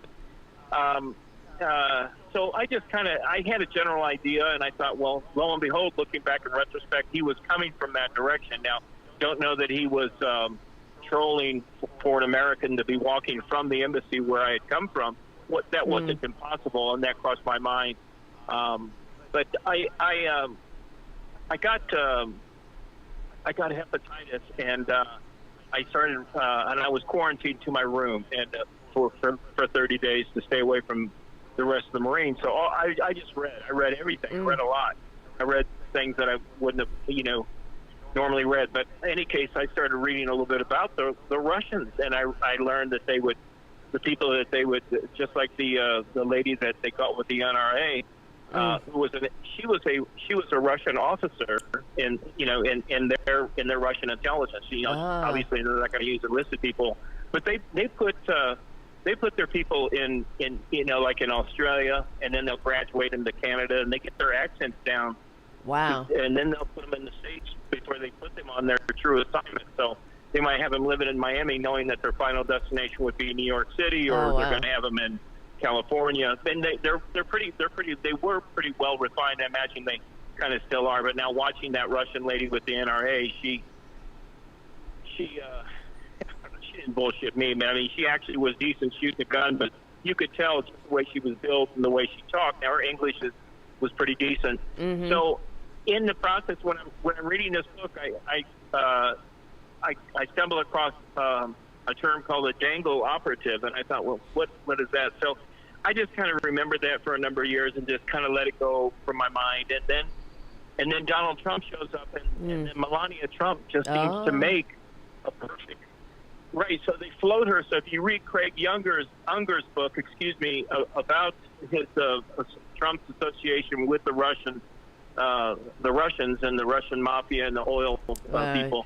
They're floating her at cocktail parties in Manhattan, knowing what he's looking for. Yes, and she's of course. delinquent on her visas many times. Right. For studying art in her third. That doesn't make any sense. So so he hooks into her, and they're working her the whole time. Wow. Yeah. What the commissar, right? She's the overseer. Of course. And if you notice, she's always, I'm big on body language. I'm big on, having been a soldier. We are all dressed alike. We all go through the same stuff. So any kind of aberration kind of really kind of jumps out, and you're like, what does that mean? And I'm thinking, that's why she's always on duty. She's never fully, even what little I watched her Mongolian face last night, she doesn't ever really relax. Now, that might be an internal fear, but she's on duty. She is on duty. Yes, you're right. She's always on duty.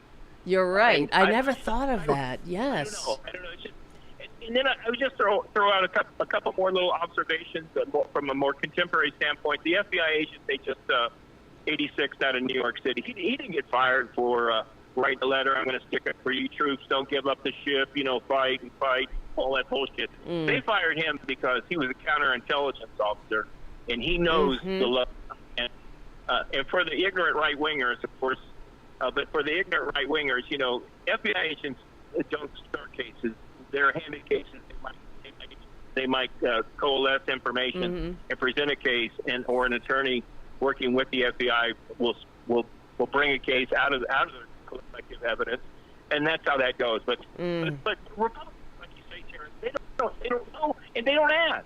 They just are told and they repeat. Wow. But in any case, yes, he's fired because he was on to all the things you've mentioned earlier tonight. He knows all this stuff, and they also had a corrupt agent below him who retired but continued to work for the Russians, and he was divorced and was dating a younger lady. And one day she went out to get the Sunday, the New York Times, and there was, I don't know, a duffel bag full of cash, and that was from the Russians. I don't know how much was sitting in that bag. At one time, it was a big chunk of cash. And one closing remark, and I'll get out of your hair, but Paul Manafort, going back to in the 2000s, he's over in one of the port cities where the Americans had pulled in a ship. Right. One of the countries. I don't know if it's not Crimea, but it's near there. And he's already working his angle, whatever he's doing, and he gets stripped of the fact that the Americans were coming in on an operation. Not an operation, but however their circumstances was. So he gets together a protest party and works with the local people to assail the Marines, to attack them as they get off the ships. They're walking around like in, I don't know if they were in civilian clothes. I imagine they were. Shit. Just taking like a 24-hour or 12-hour, be back on the ship and so many hours and we'll get out of here. And Manafort's a part of that back in the day before he became Trump's lead bitch, as you would say. But in any case, I don't know. It's just a lot, just some more detail, more connections. Thank you. It's very obvious. Right. And it has to be repeated again and again. And I wish the Democrats would stop, shying away from it. And they need to repeat it. Yeah, and, I don't know what the issue is with that. I think I don't know because I think if they do, I agree with you conceptually. If they push that, then are they going to be labeled? Well, see, you don't see it was a hoax, and then see Trump's still running the disinformation. It was a hoax. It was a hoax. It was a hoax. Why would you need to do that? You're sitting in the White House. Right. He did that with the list right there. I know. And that's uncalled for. That's really, if you think about it. Why would you suggest something? Right. Go ahead. I'm sorry, Tara. Jasmine Crockett called Trump an enemy to the United States, which thank you, Jasmine Crockett. He is. Yeah. He's an enemy of the Constitution. There's no debate left on that. I know. She's amazing. And the only people who are saying that he isn't an enemy of the Constitution are they themselves enemies of the Constitution. Right. They are. And the other things that they've done since it's only been how many weeks? 6 weeks about now? Is that it? So after they dismantled the Foreign Intelligence Task Force, they ended sanctions against Russia. This is all immediately. They undermined U.S. intelligence. Trump's new CIA director sent a list of agency employees to the White House, which was described as a counterintelligence disaster because he basically outed all of these agents. Yes. Oops. Ah, shit. And just bear something else in mind, y'all. We keep, the reason that the whole ambush in the Oval Office of President Zelensky, as far as I'm concerned, he's now the leader of the free world. Oh, yeah. Oh, yeah.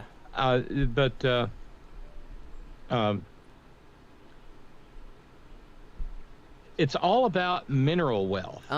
Because there is the whole reason for the origins of the Hunter Biden bullshit oh, God. was his presence on a fracking company's board.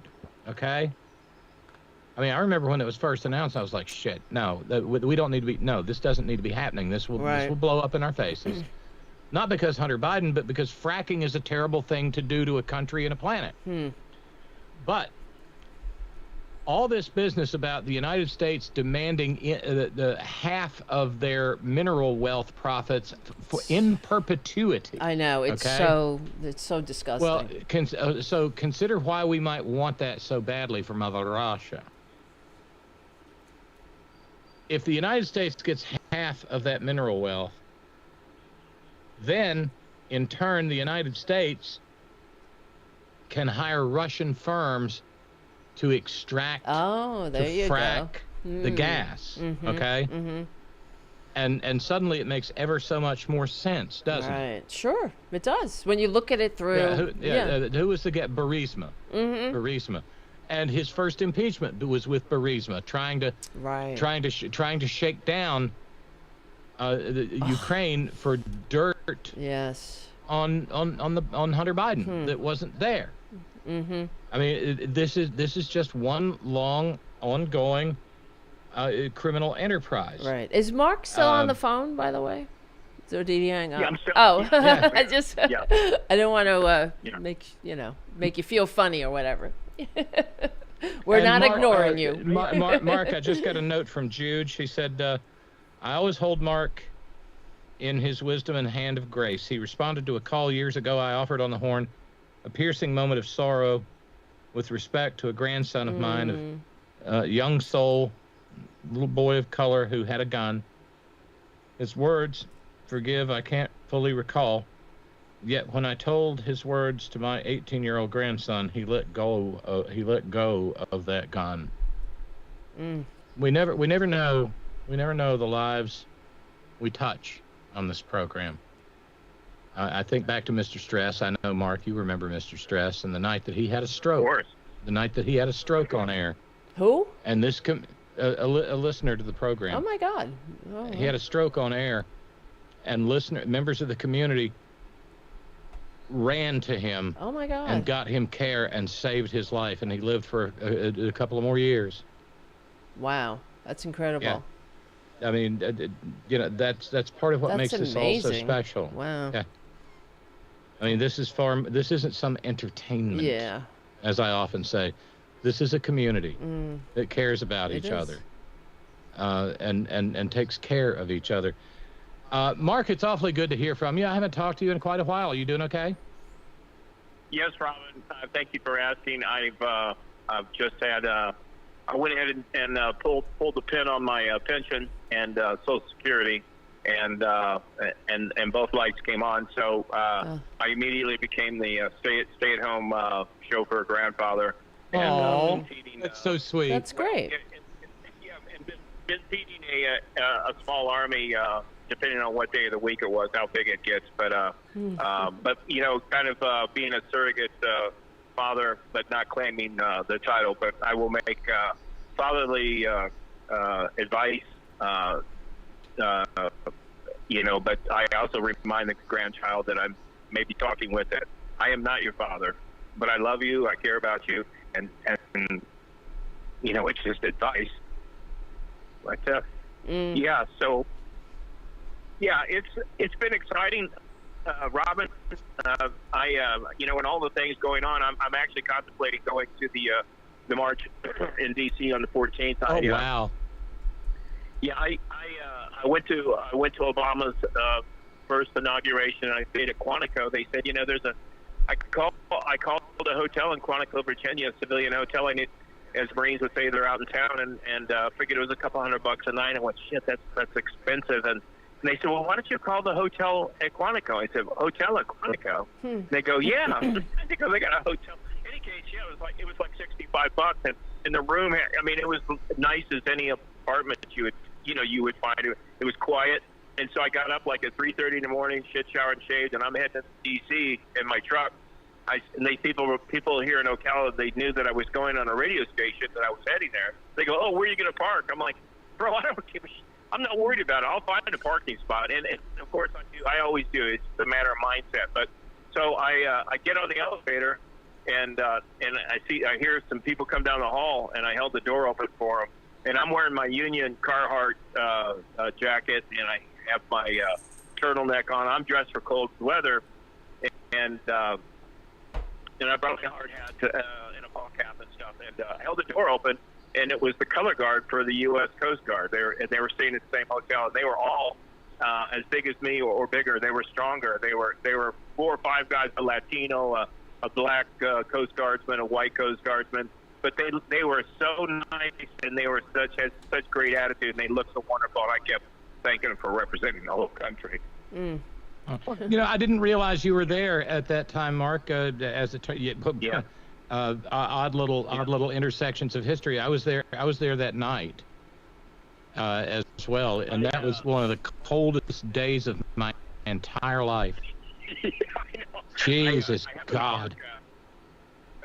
There was an AME church not too far from the Capitol, and it was too far away for most people. I thought, well, there goes my leg. So I like covering ground. So I said, I don't mind parking this far away. So I pulled my truck up there, and it had the old granite curbs, and they're held there like a foot and a half tall. I'm like, well, that'll be to my advantage. So I pulled up close to it, and in any case, I made my way down there, and as I got close to I think I was not too far from the Capitol, I look up and I see a U.S. congressman walking towards me, and I knew he was from Illinois. And I said, hey, you're a congressman, aren't you? And he stopped, and he thought I was recognizing him, and he felt agitated. He was one of the only Republicans that I was aware of from Illinois. And I said, he goes, yeah, Congressman Kirk. And I shook his hand, and I said, I shook his hand, and I said something to him, and then he responded, and then I said, we're in charge now, motherfucker. And I took my finger and I poked him in the chest.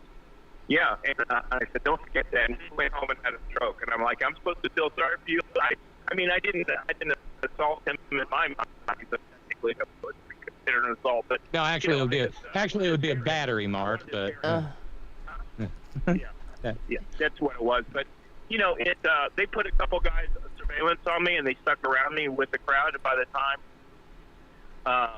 they were done with me, they didn't have any questions for me. They tried to be sly. I knew who they were. I could tell what they were, and I could tell they weren't used to working with each other. I had them kind of thinking, at least publicly, a little bit less like they normally would, and more like the crowd did. Of course, we outnumbered them by a million, so to speak. But yeah, I didn't have a ticket, and I'm like, who's going to stop us? And then when the crowd got close, you know, they said, let us in, and they let us in. You know, the cops, I'm like, you're not going to stop these people, man. We made the January 6th people look like, you know, like they, I don't know what, it was like a... Yeah, except for the not being terrorists attacking the Capitol part, Mark. Well, it's so good to hear. It's so good to hear from you. We got to wrap up here, but don't be such a stranger. I'd love to talk with you again sometime soon. And thanks for helping us both out this evening. Thank you, so Mark. very much. Of course. Robyn, good luck with your, hopefully it won't be 10 hours. And you're a very brave person. Well, thank you, Mark. Yeah. I don't feel brave, but I'm extremely happy just to be finishing all of this up and just get to go on with my life after. Your whole life is a profile and courage. Yes. All right. Thank I you. agree. I agree. All right. Yeah. See you, Mark. Thank you, Mark. See you. Bye. And by the way, as we near the end of the program, we're down to $445 to go to cut into the deficit. Thanks for all the help so far. We've been all over the place this evening, as we often are, Tara. Just a little thing, because this is one of those comparison contrast things, you know, like you had to learn to write in high school and whatnot. On the one hand, this is a story about booze. The company that makes Jack Daniel's Tennessee whiskey is called Brown-Forman. Okay. Well, they recently announced that they're pulling out of the Human Rights Campaign's annual Corporate Equality Index. Of course they are. And someone on Blue Sky saying, this is the reason every LGBTQ bar, Pride Festival event should boycott Jack Daniel's Brown-Forman corporate products. I want to be associated with no damn DEI, and thank you for sharing the story with me, Micah. Then there's the other side of the coin. They're very upset at Brown-Forman Jack Daniels. The CEO, Lawson Whiting, is very upset. He gave a post-earnings call earlier today because thanks to their Orange Jesus, which I'm sure Brown-Forman supports because there's a lot of rednecks out there that love them from Jack Daniel's whiskey. Well, as a result of Nitwit Nero's tariffs, Canada is not taking it very nicely. Yes. And again, the general warning, don't fuck with Canada. They're nice until they're not. So, Nitwit Nero puts the tariffs on. Doug Ford said, okay, I'm going to turn the electricity off, y'all. Fuck you. Yes. Yeah, no more electricity for you, maggot North Dakota. No more electricity for you, maggot Montana. Good. No more electricity. No, because did he do it? Did he do it? I don't know if they've done it yet, but they may very well. They better. Now they're saying, you know what? You know what we're going to do? We love us some whiskey up here in Canada, but you know what? We were the country that got y'all through Prohibition with Canadian whiskey. Yes. And so Canada is saying, you know, we're going to put a tariff on it. But you know what we're just not going to do? We're just not going to put it on the shelves. Yeah. Fuck the tariffs. We're just not going to sell it. Good. And Canadians will be just fine. And so CEO Lawson Whiting went a whining and said, I mean, that's worse than a tariff because it's literally taking your sales away and completely removing our products from the shelves. Well, what do you expect? It's a disproportionate response. Damn it. What the hell did they expect? So is bailing out of DEI. Right. Dick. Diversity, equity, and inclusion. I mean, that's why we have to stop. In my opinion, you don't want to be inclusive. You don't like Canada diversity. Don't gotta be inclusive. That's right. So that's when they say DEI, it almost associates from what it is. Oh, so you don't like equity. You don't like inclusion. What? You don't like diversity? It does. It sounds worse to me. But yeah, hating on DEI is just another way of saying, we're pretty much white supremacists. yeah, we are racists. We are bigots. We don't like anybody but ourselves. We don't like anybody but white people, because that's all they're talking about. If there's anything that mentions anyone that is not a straight white male, Yep. it's DEI. Right. It's diversity. Well, fuck you. Which says right there that, there is a need for diversity, equity, and inclusion. If you're so fucking, right. Lawson Whiting, you chose daddy. Exactly. And so, and you know what this reminds me of? This goes back a long time ago in LGBTQ history, when Anita Bryant, who is now dead, when Anita Bryant went on her tirade against gay people in Florida and then across the country, the gay community responded by stopping the consumption of Florida orange juice. Yes. Yep. And so LGBTQ bars around the country stopped serving screwdrivers. Yeah, that's what has to vodka happen. and orange juice. And a drink was created out of that with apple juice and vodka. And I forget what the name of it was, but it was, it hammered. And ultimately, Anita Bryant got her contracts canceled. With things like, it's weird. From an investment standpoint, conventional wisdom has always said that even in an economic downturn, you want to be invested in booze, tobacco, shit that's not good for people, Right. because people will take comfort in that in hard times. This flips all of that on its head, Yes. because, well, look what the LGBTQ community and allies did to the orange juice industry. Yeah. I mean, I remember when Snapple decided to advertise with flush phlegmball, the oxymoron. Ugh. Yeah, Snapple learned the lesson of that really quickly. Everybody that ever went to advertise with flush phlegmball eventually realized that was a terrible idea. And so now, yeah, it's not just Tennessee whiskey. It's going to be sacred Kentucky bourbon too. Mm-hmm. No maker's mark on the It's shelves incredible. in Canada. Yeah. Right. No Good. Jim Beam. I can't wait. Yeah.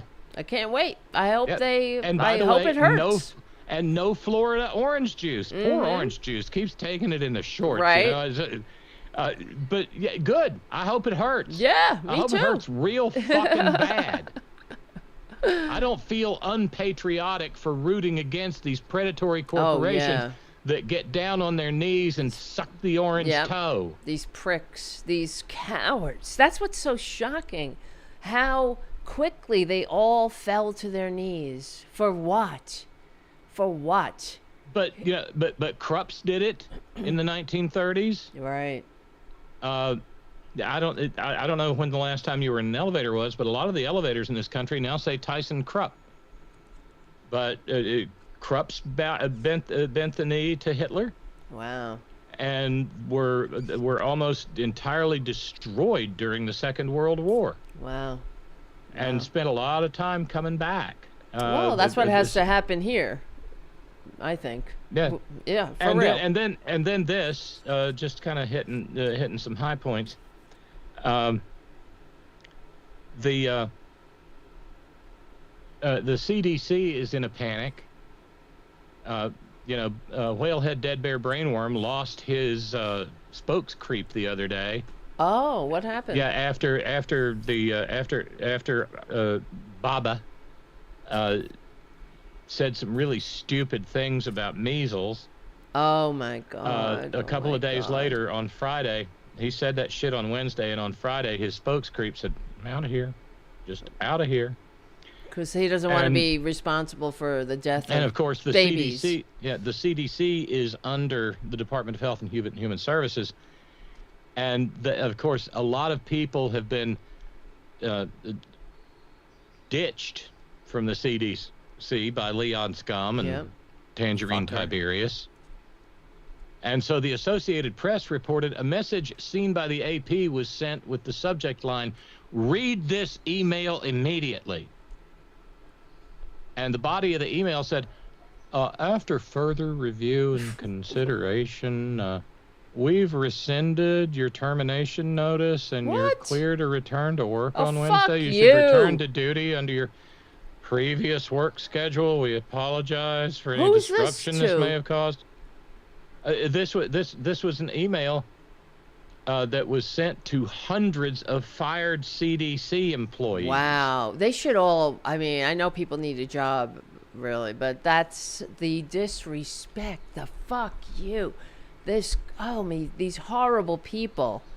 How And dare they? the AP said it's not clear how many of the reinstated employees returned to work Wednesday. It's also unclear whether the employees would be spared from widespread job cuts that are expected soon. Yeah, again. They'll put them through again, that again. right.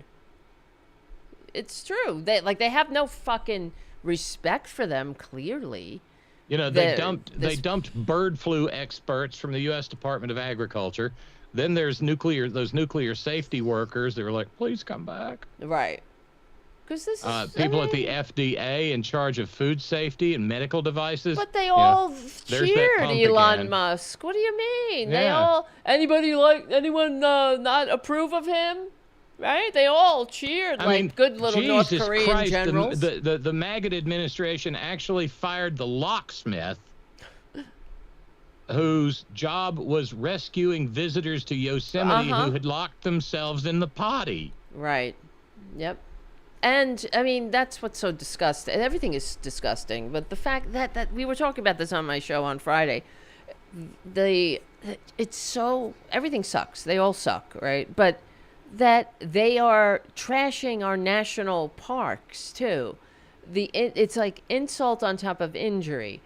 When you want people to have a nice experience. When people from all over the world come to your home, you want to present a nice face to them. You want to give them a good experience, not 4-hour lines trying to get into the Grand Canyon with overflowing toilets, dirty fucking bathrooms, people. At this point in time, I'm kind of glad they banned me from the restroom in the national parks. Right. 'Cause I don't want to go in there. No, nobody does. It's just fucking disgraceful, the whole thing. And that's what the shining city on a hill, that's the best it can do. And what Elon Musk is saying, really what they're doing is setting it up for a private rampage, for companies to come in. And upcoming stupidity.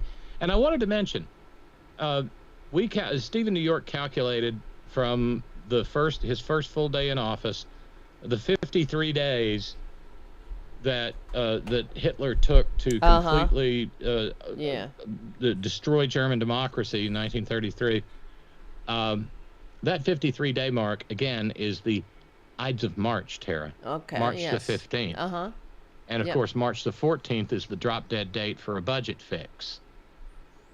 Now the next assault. You remember when Nitwit Nero used to complain about how, I don't like these faucets on the sink, like you have to wave your hands under them and hardly any water comes out. And then these damn shower heads that don't hardly have any water pressure, and you gotta and the toilets where you have to flush like 15 times to make Mr. Hanky go away. Well, sometime in the very near future, he's going to issue yet another executive order. And this time, his target is, wait for it, drum roll please, shower heads. Oh no! And what is it? And shower heads and LED bulbs. Oh, fuck you. We can't have LED bulbs that last longer and consume less electricity and lower our electric bills? You fucking piece of shit. They are the worst. Oh, wait, that's an old story. I apologize. That goes back to February. It's already been done.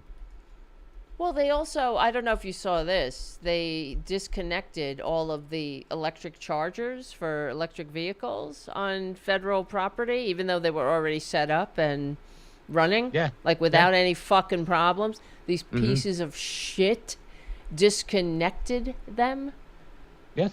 to Yeah. fuck Brilliant. everyone. You stupid motherfuckers. Excuse my language. It's after. Well, I thought it was after 10 o'clock. I'm used to my show being on later, but now Right. it's on Wednesdays. I'm sorry.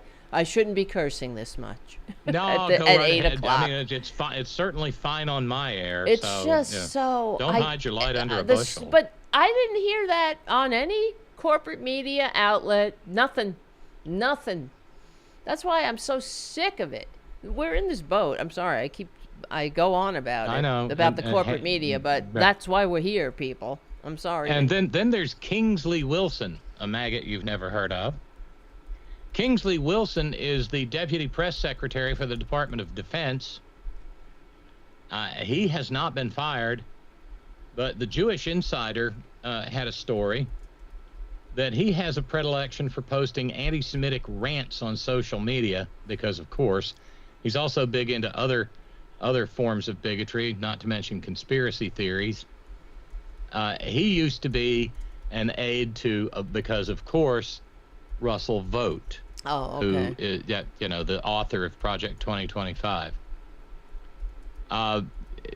Kingsley Wilson went after the Anti-Defamation League for memorializing the lynching of Leo Frank in Atlanta a century ago.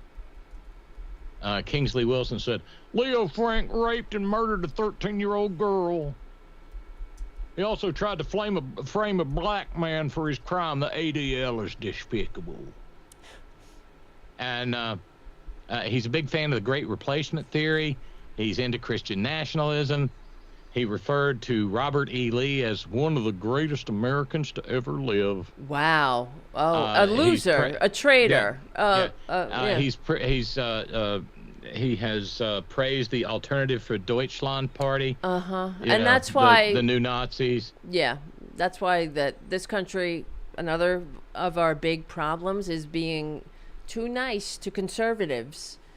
Like Merrick the Meek, not fucking jailing that piece of shit on January 7th, and everyone else, like General Grant is telling Lee to go home and be nice, just play nice with our country from now on, and keep your sidearm, keep your sword, keep your horse.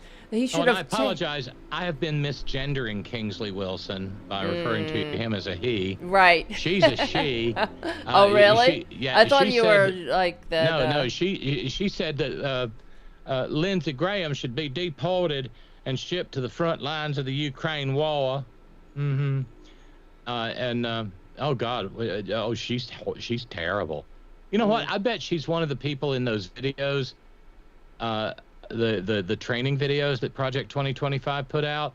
I'll bet. I seem to recall her name now. Yeah, she was one of the women in there talking about how we were gonna we were gonna clean up the language in government. I didn't know that. Yeah. I ran clips of it months ago. So I need to wrap up here. Yeah, me But too. It's been a one. Yeah. Hey, what are we doing? Me too. You got to rap. I got to rap too. Yeah. As ever, our Wednesdays are an absolute delight for me, and I thank you so much Me for too. them, Tara. Me too. I hope everybody appreciates them on the YouTube channel, youtube.com/c4channel/Tarabuster. We got a good chat room tonight, hopping and popping. So nice to see everybody in there. Nice to see you, JD, from the UK. You lucky bastard. All right. Anyway. Yeah. I wish my grandmother never left Ireland. I really do. But anyway, continue. No, just yeah, absolutely. And well, obviously, I don't think we'll be having a Super Friends simulcast next Wednesday. Yeah, because you'll be out of it. At best, I'll just be getting home from the hospital. So. Oh wow, right, that's true. You'll be staying overnight in the hospital, and then right, maybe.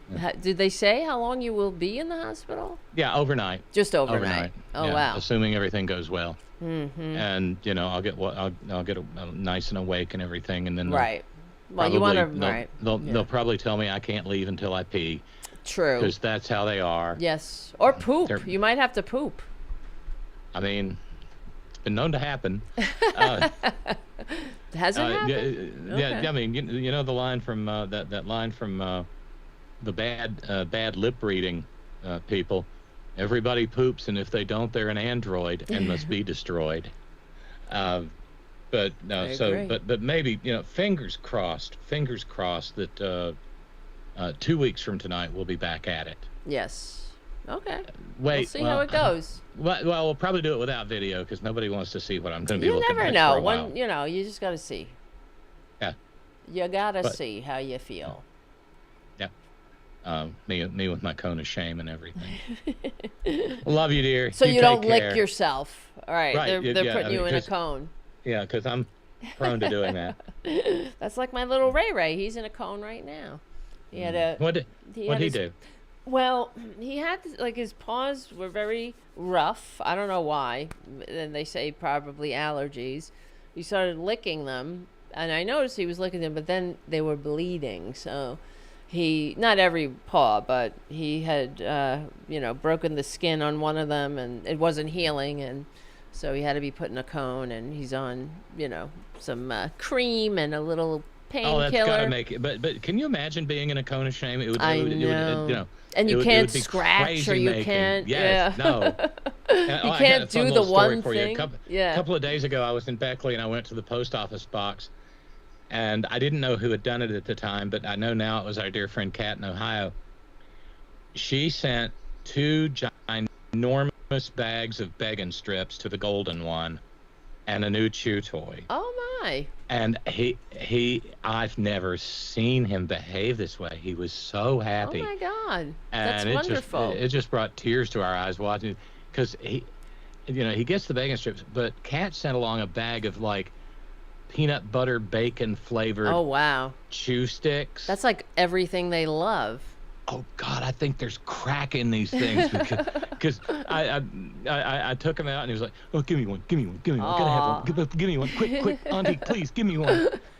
And he got the little chew toy bone, and it's got like lots of texture, and it's really hard, and he's like,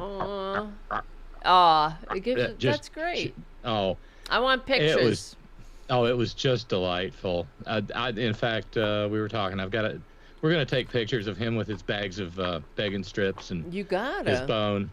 You gotta. And I gotta send those. I gotta send those along to Kat. It was just the sweetest thing, and you know, so many wonderful things As happen sweet here. This is as such a this Buddha not as cup. sweet. Oh, No, I know it is equally sweet. But look at Yeah, Ray in the background. He's yeah. he can't be seen. He's so dark. It's always hard to take a Yeah, picture. he's like a neutron star. He just yeah. absorbs He light. goes right into the background. Here. You see, even when I'm focusing on Oh, him, Ray Ray's such a handsome boy. he's really handsome. He really is. If he was a man, he would be a model. He really would be. He's so he's like so sleek and puma like. He looks like a puma, except the fact that he has no teeth. He only has his fangs and one stray tooth in his mouth because he has a condition called resorptive lesions or something like that. And he was on the street, so thank God he became a house cat, because I'm sure it was very painful for him.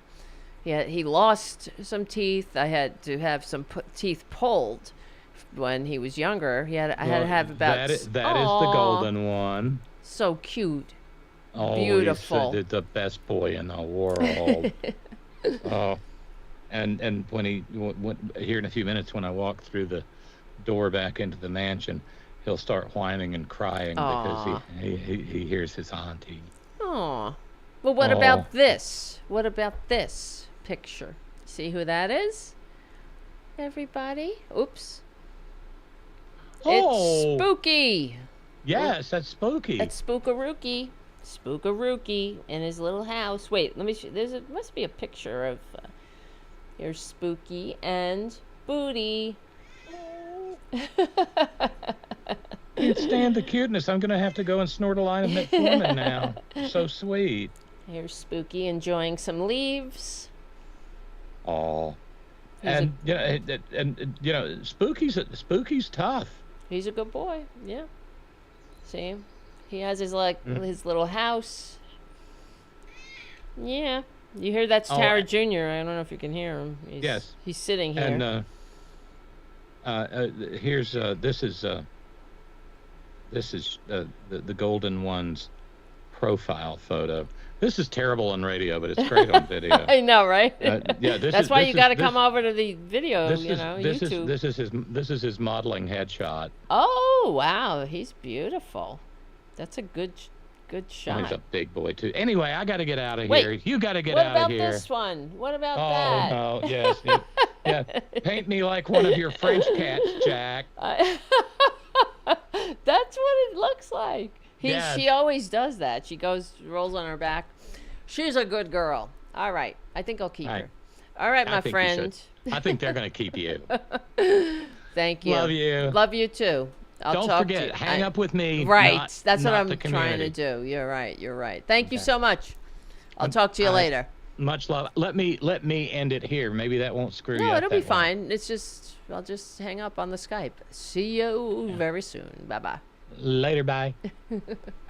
All right, guys. That's why you gotta you gotta watch the video. You don't see the cats otherwise, right? Let me see. Where is this? You hear Tara Jr. I don't know if you can hear him. I mean, hold on. Wait, hush. He's yelling at me. This is what I got to put up with. I love him, but he's very yelly. He's very demanding of me. Let me see if I can turn on the iPhone camera. All right. Here we go. See, there he is. There's my majority report mouse pad from 15 years ago. Look at that. Look at him. And there's you guys. This is what I see when we run the show. Just a lot of shit happening, right? A lot of windows. There's my coffee. Precariously balanced on the edge here. And there's my little number one son. Ow! You bit me.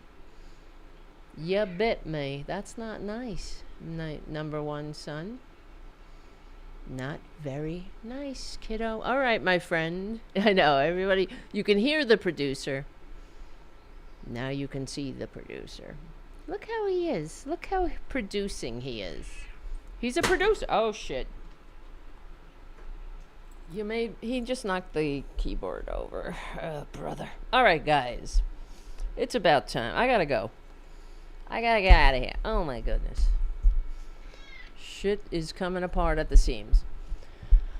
Become a patron at patreon.com/Tara-Devlin. Wait a minute. Come on. Just disconnect the camera. All right, guys, listen, I love you. Thanks for hanging out. I don't know what I'd do without you. Come by tomorrow at 2 p.m. Eastern Standard Time at the Political Voices Network on YouTube. Let me go find it. I'll put it in the chat. Political Voices. And Tara Dublin and I will be doing our show. 2 p.m. Eastern Standard Time. Oh, Jesus Christ. See, that's very rude of me. Hello. I apologize for that. That's disgusting. Thank you, guys. Thank you for hanging out. Thank you for keeping me sane. We'll get through this. We will win eventually because, guess what? We're on the right side of history. We're on the right side of decency, dignity, democracy, humanity. Become a patron at patreon.com/Tara-Devlin. Thank you, Charlie from APS Radio News, for all you do to make the world a better place. And, keep on supporting the show. Tell your friends, all of that. I know I give you a lot of orders, and I don't expect much. Just a little. Just everything. Okay, I'm only kidding. I gotta go lay down. I'm tired. And also, yes, that's what I'm forgetting. That's why I'm hesitating. I forgot. subscribe to the Political Voices Substack. I have to promote that. Okay? Do it, and you will get my writings, my little writings over there. Not little, because I sit down and I start writing, and then it's like the fucking 10 hours late. Not 10, but it takes longer than I thought, because it starts as one thing and then it ends up, I gotta write about it. It just balloons, you know what I mean? It's like a Tarabuster, and then you got to do research, and of course I'm not complaining, I'm just saying it's not a, you know, it's just not a quickie. But that's why I'm doing it. That's why we got to put it all out there. That's why I did the list of why government is not a business, and I'm going to put that up right now as soon as we get off the air here. And how Elon Musk is the poster child for why billionaires are anathema to freedom and democracy. That's another one I wrote. And what else? A few, you know, and Trump is a Russian asset. Let me count the ways. That was another one. All right, guys, thank you. I see people dropping off, so I'm going to do the same. I love you all, and I will see you on the Political Voices channel tomorrow at 2 p.m. Eastern Standard Time with my friend Tara Dublin for our Tara Show. And I'll see you. If not, I'll see you on Friday, 8:30 p.m. Eastern Standard Time, right back here. And there you go. We stick together, we win. I'll see you soon.